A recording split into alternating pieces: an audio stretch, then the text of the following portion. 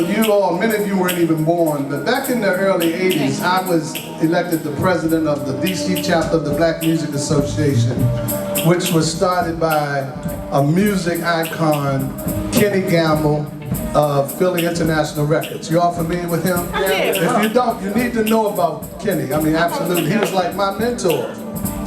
And they had this organization, the Black Music Association, and DC set up a chapter, and they elected me the president. It went on for a long time, but what happened was the music industry people that were funding the organization, the BMA started dogging them, going to conferences, talking about them, or what have you. So they pulled the purse strings. The BMA dissolved. During that time, I was running the jazz lounge at the Ibex. Some of you all may remember that. Some of you old heads may remember the Ibex. And so what we did then, because Marvin Gaye was just assassinated by his father, we created the Marvin Gaye room in the jazz upstairs of the Ibex. And for 30 years, up until last year, myself and a few people and then our organization produced Marvin Gaye Day in the District of Columbia. Have any of you all ever attended a Marvin Gaye Day? We did it for many, many, many, many years. The highlight of our organization has been youth development and preparing young people for the music industry. And one of the things that we have always emphasized, young artists and aspiring artists, but our philosophy has been always develop yourself in an area where you can live a comfortable life. Don't put all your peas in the music business industry. Go to school, get a degree. Teach school while you're doing your art form. You want to be comfortable, you want to have a nice lifestyle. I have been to too many funerals where guys had put all their peas in a pot and couldn't even bury themselves. We had to pass the hat. And I have been trying hard to discourage that with you young people over the years. We have a music program at the AAMA, and Brother Tate has come along and brought it along. It's the message and the music. This was a concept that Kenny Gamble had created years ago. I felt that it was such a wonderful concept, we must keep it alive. Now, the most dynamic aspect of our program is that our music is about teaching our peers about positive things that's going on in life. The negative lyrics left with Biggie, Tupac, and some of the other people who came out, and they had their highlight times, don't get me wrong. But as African Americans, young people, we need to bring our people into the light. Amen? If you know what I mean. We need to be dealing more with our higher self as opposed to the lower self.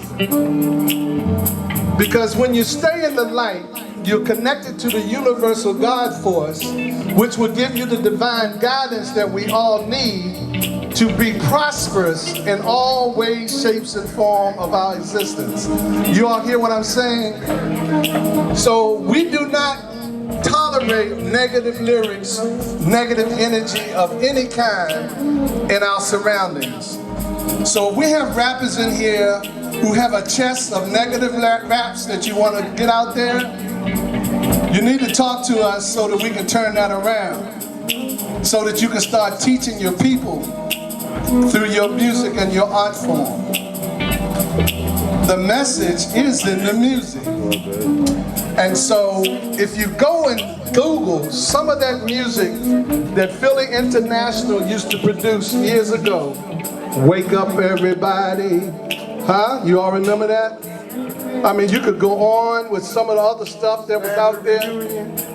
Family Reunion. That's just a legacy song. That was the light of the music industry during that time. And if you think about it, some of the stuff that the Temptations was singing was message music. So the message is in the music, young people. I just want to encourage you all to continue to do your art form, but also educate your mind and educate your spirit so that you can find your purpose in life while you're pursuing this dream. Because if you don't know who you are, you cannot go far. You must understand that you come from an African ancestry. You got to know that you have to have some real serious core values to really make a difference in the world. We were put on this planet to make a difference as we go through life every day, a positive difference. And that's what the AAMA represents, the African American Music Association. I want to commend Brother Tate for keeping this legacy alive. We have touched so many people's lives. We have done CDs on youth violence, on HIV prevention, teenage domestic violence, drug prevention. Y'all get the drift? To teach one another about the things that we would need to know to cure the ills of our society. And that's what this is about. And that's what this concept is about. The message is in the music. So I want to thank you all for this opportunity. I want to thank you most of all for coming out tonight. I want you to enjoy yourselves. We got a wonderful set. The band sound like they know what's up, don't they? Yeah, you know. And I'm looking forward. I have to leave shortly, but I just wanted to greet you all and let you know how appreciative I am that you've come out to support this and continue to support it. And if you're serious about this art form, there are people around us that can help you get to where you want to go. May God continue to bless you, be with you, around you, and over you. And whatever you do in life, always keep joy, love, peace, and understanding in your heart. Thank you.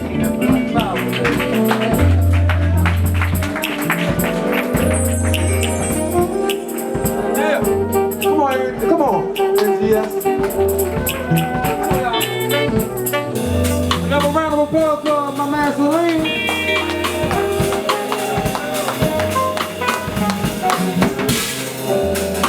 They do sound like they know what's up, don't they?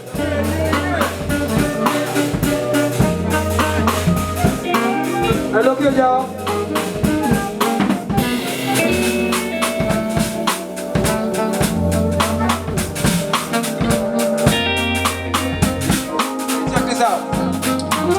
We got a comedian coming out.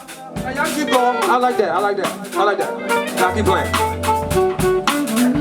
This brother here, he done traveled all up and down the East Coast. You heard? HBO Def Jam finalist. Work out at the Comedy Improv. Open up for Brother Man from the 4th floor. Or was he from the 5th floor? Fifth floor. Okay, here's the 5th floor, all right. And open up for Christians and Teddy Carpenter. Man, the list goes on and on and on and on and on. Let's give a warm round of applause for my man, Brother Gus, Funny Man.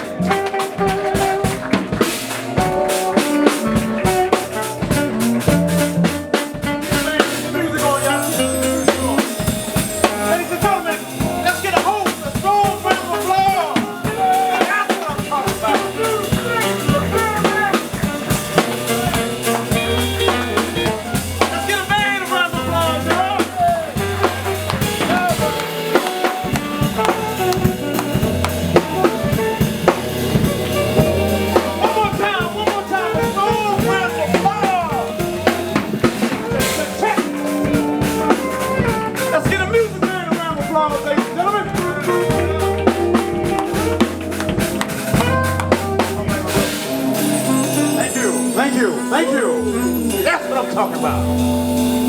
How y'all feel?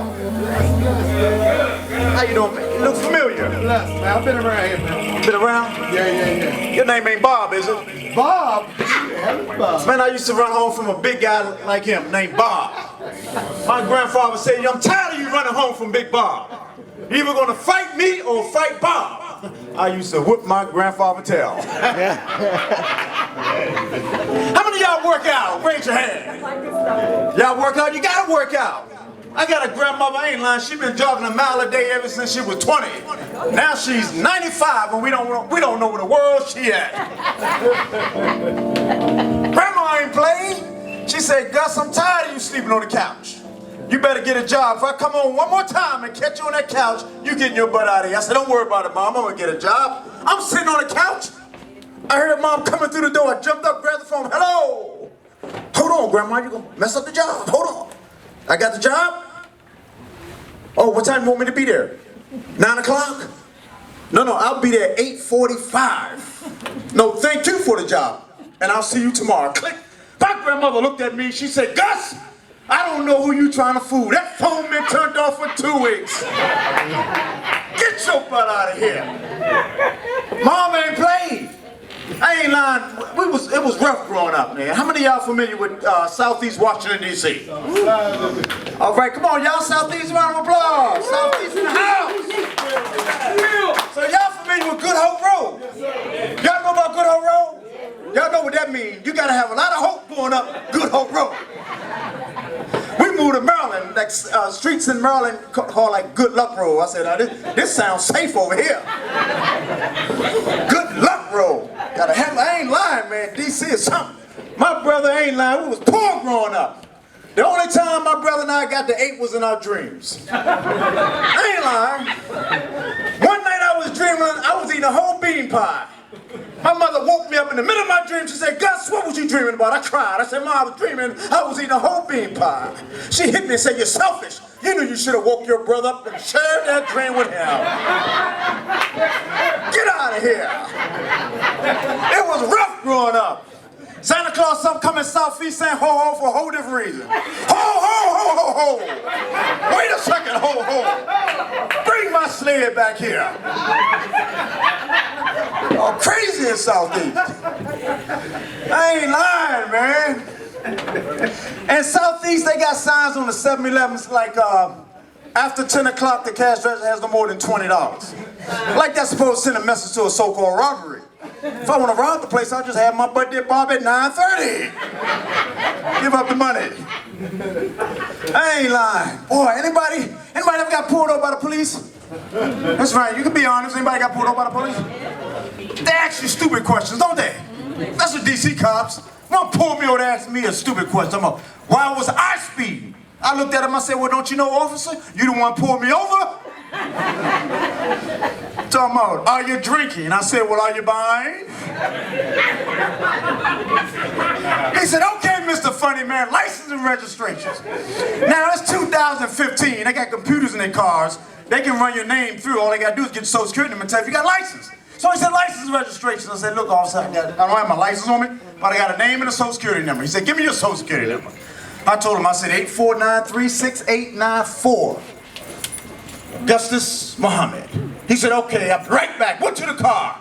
Ran it through. He comes back with attitude. So I'm like, Gus, you know you don't have no driving license. I looked at it officer and said, look, officer, don't start there with me tonight. Y'all took my license last year. Don't tell me y'all done lost it. So I clocked you doing 95 miles an hour. I said, yeah, officer. The sign said 95 south, so I took my black butt 95 south. Man, they ask you stupid questions, man. It's crazy. Anybody ever buy stuff out of a Chinese store? You do, sister? You notice when you give them what you want, you give them the order, and they turn around and get an order back to whoever working, it sound like more than what you told them? But you know, they be cutting up cats and rats in Chinatown. That's why you don't see no cats and dogs in Chinatown. They be at the beginning of the line, they never cross it. Chinese people call them, come here, kitty, kitty, come here. Cat's like, meow, meow. Come here, doggy, doggy. No, no. Because they know what they're going to do. I went in a Chinese store, they said, what you want? You know how they do. What you want? I said, yeah, I want a steak and cheese, lettuce, tomatoes, onions, mayonnaise, ketchup, and onions. He said, you want steak and cheese, lettuce, tomatoes, ketchup, and onion? I said, yes, so he gave order to that. Steak and cheese, lettuce, tomato, cat, rat, dogs, steak and oh, wait. Take that rat, cat, dog off there. Thank you, but no thank you. They give you anything, man. Crazy stuff. Anybody ever been so broke you owe your own self money? You know what I'm talking about, Thomas? You so broke you owe your own self money. I owe my own self $5. I'll be arguing in the mirror every morning about my money. When you gonna pay me? I'm gonna pay you next week. Well, you said that last week. Want my money. And why people forget they act like they forget they owe you money? You ever know somebody that, you ever moved in with somebody or moved someone in and they talking about they're gonna this for 2 weeks and that 2 weeks turn out to be like 2 months? Anybody ever move somebody in and you can't get them out your house? You be trying to get them hints. You don't want to hurt their feelings. So when they come home, you get them hints like, so what you do today? Did you look around? Because it's hard to get somebody out your house, man. I ain't lying. Anybody remember People Drug Store back in the days? Round of applause. People Drug Store. I ain't lying. We growing up, we didn't know no better. Me and my brother, we went in, we was hungry. We went in, he took a Snicker and I took a Twix. We got caught, wound up in front of the judge. Judge said, Gus, I'm gonna give you 1 year for stealing, he told my brother, I'm gonna give you 1 year for stealing a Snicker. And he called me up, Gus, I'm gonna give you 2 years for stealing a Twix. Do you have anything else to say? I said, well, Your Honor, why did you give my brother 1 year for taking a Snicker and give me 2 years for taking a Twix? He said, because 1 year carried, one candy bar carried 1 year, and a Twix got 2 candy bars carried 2 years. Do you have anything else to say? I said, no, Your Honor, I'm just glad it wasn't a bag of M&Ms. Get your butt out of here. Crazy stuff, man. I remember I took a car one time, back in front of the same judge. Judge said, you was here last year, wasn't you? So you haven't learned your lesson. So you took a car. He said, you know how much time taking a car, you know how much time I'm gonna give you? I said, no, Your Honor. He said, look out the window. You see those trees out there? I said, hold on. I said, Your Honor, I don't see no trees out there. He said, it will be by the time your black boy get out of here. Crazy stuff happening, man. Crazy. My sister got, I ain't lying, y'all you ever heard the language Kahad? Kahad? Nobody heard that language, Kahad? My sister, she got 9 children, they speak Kahad. As soon as I go over the house, they see me, Uncle Gus, you got Kahad quarter, Kahad dollar, Kahad 50 cent. Kahad $5. Kahad. Y'all take that to work with y'all tomorrow. I ain't lying, man. Thomas, you're doing a great job, man. Y'all give Thomas another round of applause. Great job. Man, we was talking about losing weight. You gotta lose weight. You can't be overweight these days, right? One girl I saw talking about I said, girl, you big? She said, no, I'm big meat. I said, no, you ain't big meat, you fat. Big meat. No, some fat people lie to me they big boned. No, you're not big boned. When the last time you was in school and opened up a science book and said, boy, those some big bones. Sustain, man. Fat people tell me, I don't know how I got so big. You get signs, telltale signs, when you big, don't you? How many of y'all gain weight and you get telltale signs? Y'all know those telltale signs?